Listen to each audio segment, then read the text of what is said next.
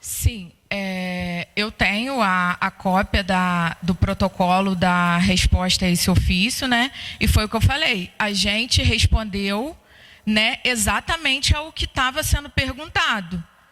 Tentou ser bem claro no que estava sendo perguntado. Agora, não sei se atendeu ao que estava sendo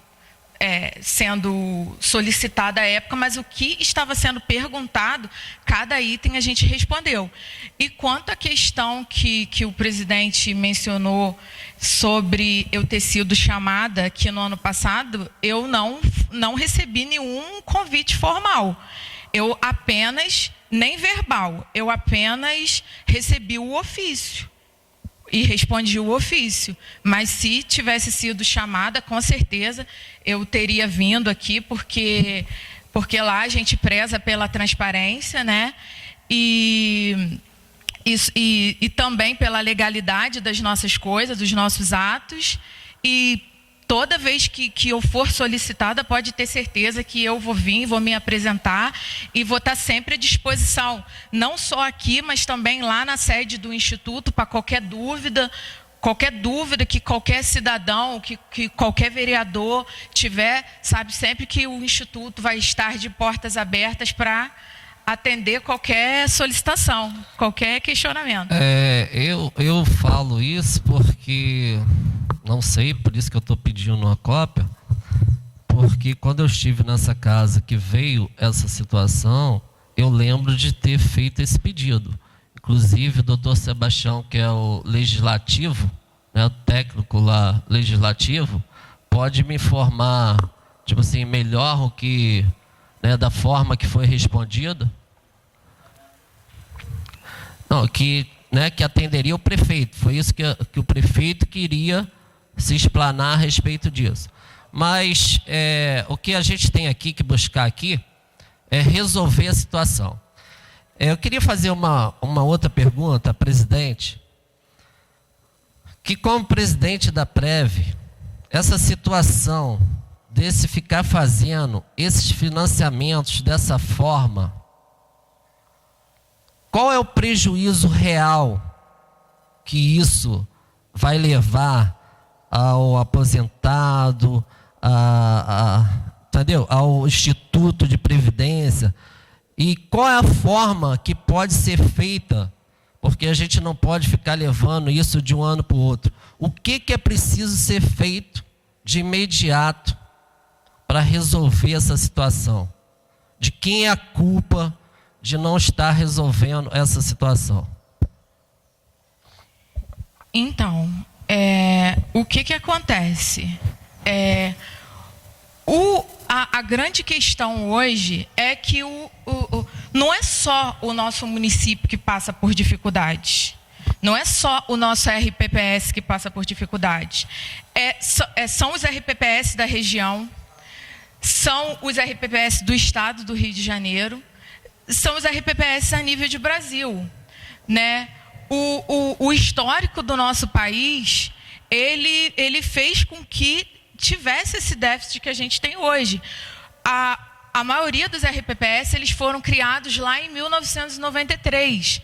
Bem, naquela época, só existia a Constituição, que previa a questão dos regimes próprios. Então, esse déficit se deu, na verdade, desde quando os RPPS eles foram instituídos. Então, a culpa não é agora. A culpa vem lá de trás. O problema, ele vem lá de trás. E o que a gente tem para fazer agora nesse momento, o melhor caminho é fazer o parcelamento de débitos. Porque o município, ele quer fazer o acerto. Ele quer fazer acerto, mas ele não tem como pagar o montante todo. Como? Não só o nosso município não tem como, mas os demais RPPS da região também têm tido esse problema. Os municípios, eles têm sofrido com as quedas nas arrecadações. E assim, o melhor caminho realmente é fazer o parcelamento. É uma maneira legal de tentar resolver o problema, porque no caso do RPPS a gente vai receber, e vai receber com juros, né?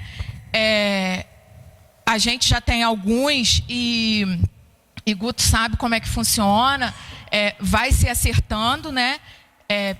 Graças a Deus, o município vai pagando e, assim, não tem outra solução, porque pagar o montante que está devendo, não tem como, não só o nosso município, mas qualquer outro município da região. E foi o que eu te falei. O problema ele não é de agora, é desde a criação. Lá naquela década de 90, na década de 90 não havia previsão para repasse, não havia legislação. As regras para funcionamento de RPPS, elas só vieram em 98, ou seja, 10 anos após a Constituição. Então, o grande déficit vem lá da década de 90. Então, hoje, todo o déficit que a gente tem é fruto lá de trás. Não, eu entendo isso. Só que eu perguntei, a gente precisa ver o que é preciso, uma forma, porque isso daí, o que vai acontecer? Isso daí vai acabar com o fundo de previdência se continuar dessa forma, não é isso que eu entendo? Então, através de estudos atuariais, que a gente consegue buscar soluções para tentar ter o equilíbrio financeiro e atuarial, né? E o RPPS vem anualmente fazendo o seu cálculo atuarial, vendo medidas para tentar minimizar esse déficit e solucionar. Só que não é tão fácil, né? Porque como o presidente até aquela vez foi em Brasília com a gente aquela vez foi tentar buscar um caminho para minimizar esse problema, que não é, como eu falei, não é só Trajano, é todo lugar. Inclusive, lá no Ministério mesmo, ele passou uma das formas que poderia ser feito, né, para esse caminho. Sim, exatamente. Em conversa lá foi proposto a ideia de fazer a segregação de massas, que posteriormente ocorreram as simulações, né? E à época havia representantes do Legislativo na reunião, também estava Guto sabe, e representante do Instituto, só que naquela época não foi viável. Não foi viável, porque como que funciona a segregação das massas? É você separar os grupos. Você fica com um grupo no financeiro, que fica sendo responsabilidade do município, e o outro grupo fica sendo o previdenciário, que será a responsabilidade do Instituto. Mas, tendo mais de uma simulação, chegamos à conclusão de que não só o Instituto chegou a essa conclusão, não. Foi uma reunião junto com o atuário aqui na Prefeitura, tinha representante da Câmara, representante do Instituto e representante do município. Não tinha meios para fazer, porque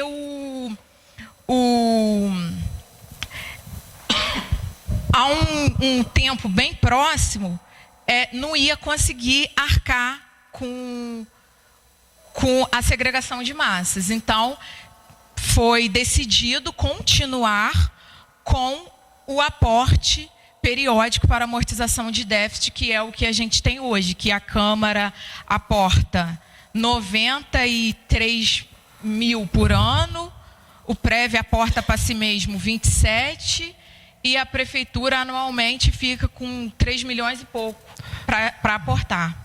Inclusive, a informação que eu tenho a respeito disso, a Câmara lá está pagando um preço muito alto para essa situação, né, que vai chegar uma hora também que vai ficar inviável para a Câmara, porque a Câmara está pagando a parte dela do jeito que tem que ser feito.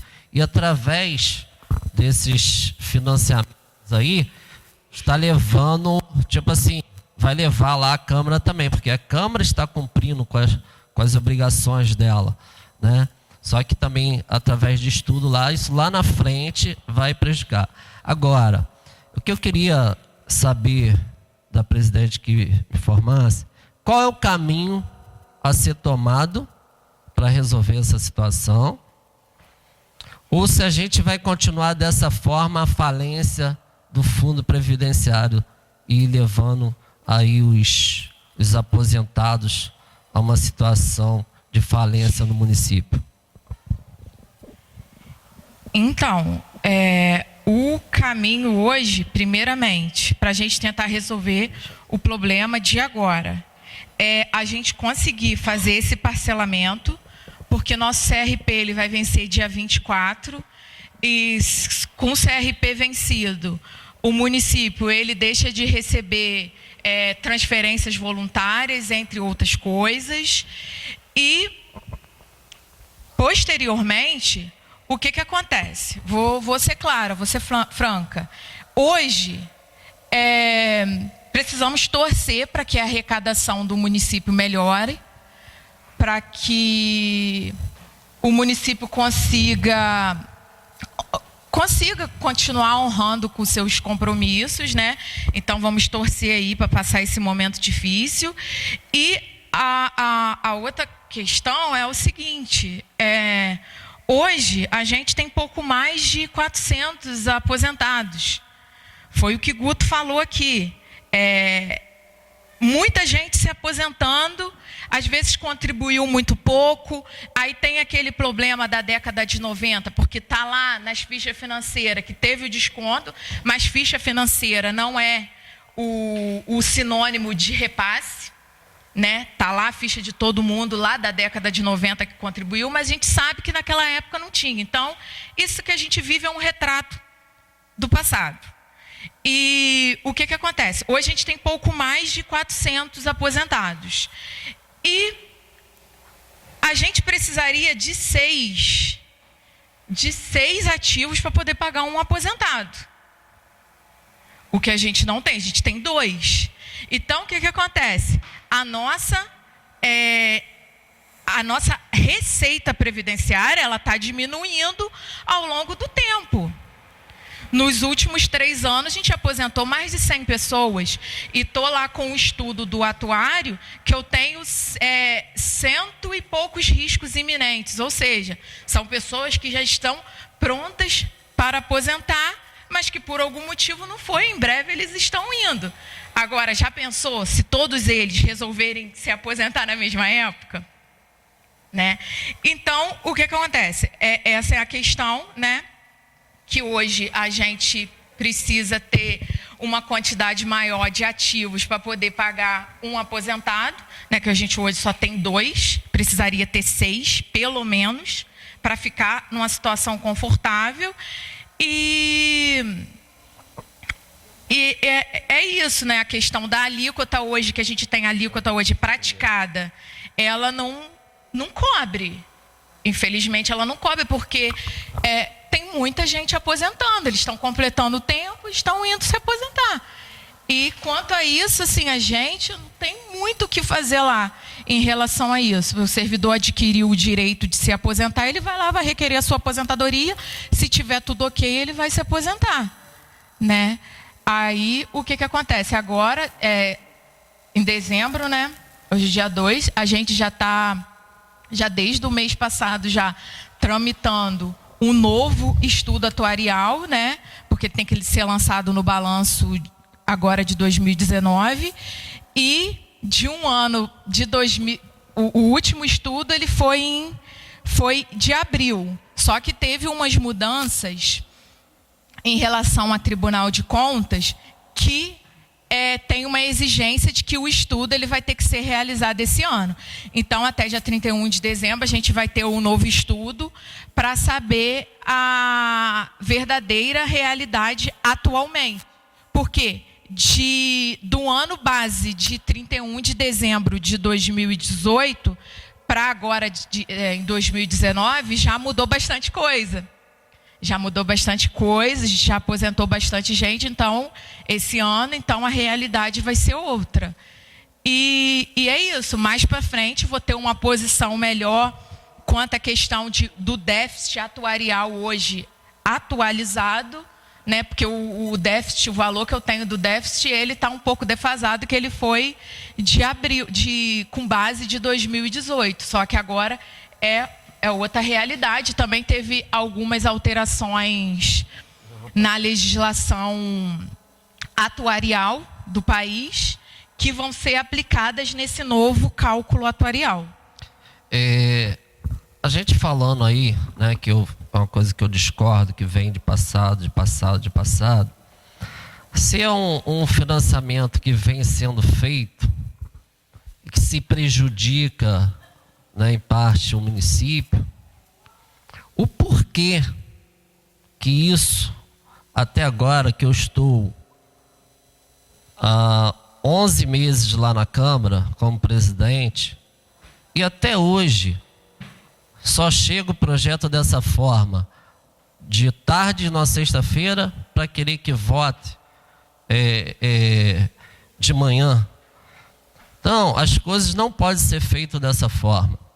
Quanto à arrecadação, né, a gente teve aqui o secretário de Fazendas explanando isso, que a receita do município só aumentou 7 milhões em 2018, aumentou sei quantos milhões em 2019 e é previsto o aumento também em 2020.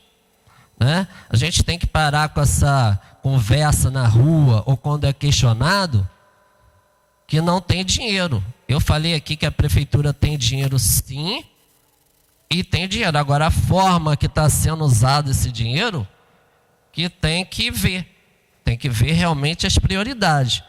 Então, porque tem que ficar bem claro, porque é muito fácil fazer as coisas e depois pegar e jogar a culpa em cima do outro.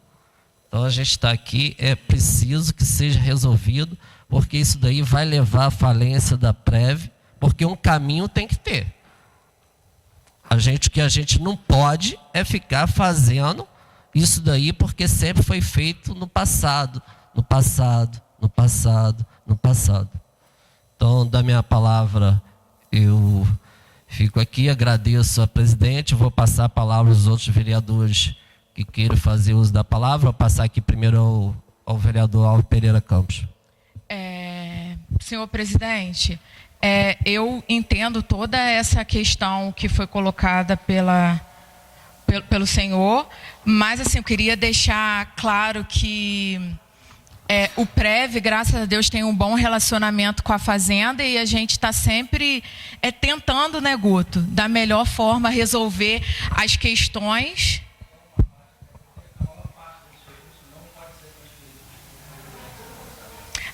Bem lembrado.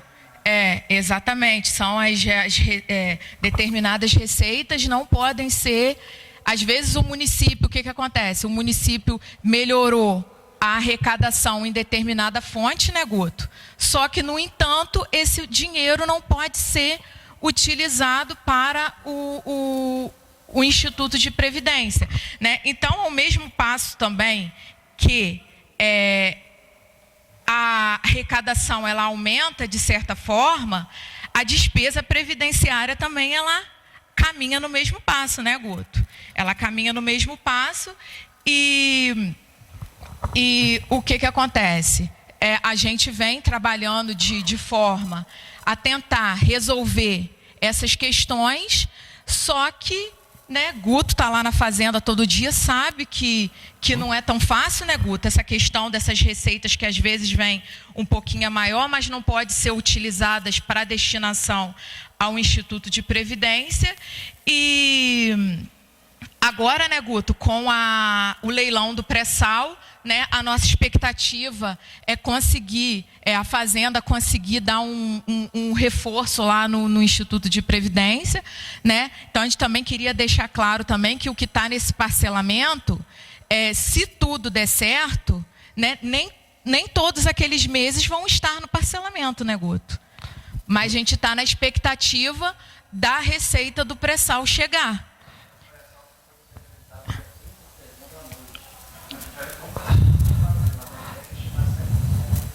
Exatamente. O que acontece? Mas aí vem a pergunta, a gente olhando para o passado, se é o caso, eu quero olhar para o passado, será que realmente possa vir aqui, eu não sei da legalidade disso, de assumir um termo de compromisso, seja repassado esse dinheiro? Não sei se existe essa legalidade. Porque é muito fácil falar que vai destinar, mas que quando chega a hora depois de aprovado, aí são as questões. Quando trata do assunto, eu estou aqui no meu primeiro mandato, Tita está no primeiro mandato, Isis está no primeiro mandato, Daniel está no primeiro mandato, Alvin já assumiu essa casa, né? Renato, Ades aí já estão em outros mandatos. O porquê? Né? Porque traz projetos para votação aqui. Estou sincero que não domino do assunto, mas vou procurar, procuro me informar. Por que a Câmara não é acionada para que participe das reuniões com o Executivo, com a Fazenda, porque não pode chegar aqui, trazer um projeto e falar assim, aqui, toma aqui a prova aí. Então, e o tempo, entendeu? A gente tem o tempo. A gente tem 12 meses no ano para tratar desse assunto. Não pode chegar de última hora, toma aí, vota aí. Porque isso daí, sem a gente dominar esse assunto, a gente pode amenizar uma coisa agora, que amanhã vai bater por cima, principalmente quem já trabalhou a vida toda e vai tomar um prejuízo maior.